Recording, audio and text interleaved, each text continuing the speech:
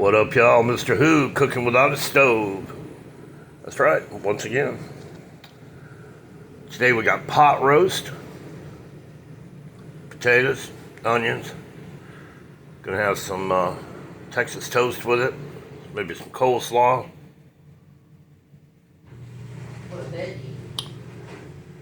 What I did was I let my roast come to room temperature.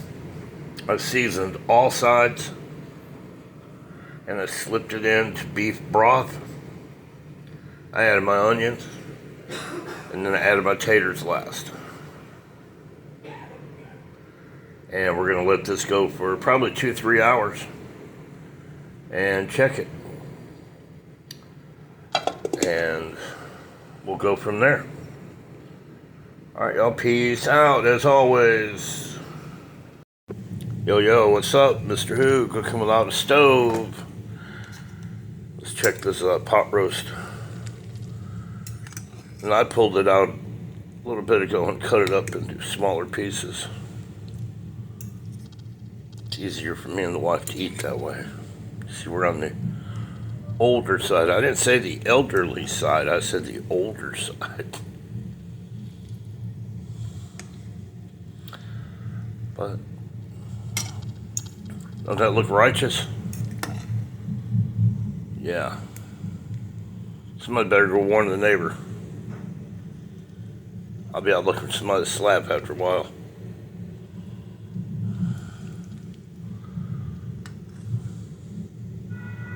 Yeah, you're right.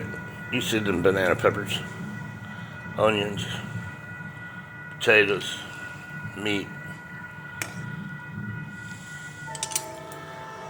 Earlier I did put in some steak seasoning, seasoned salt,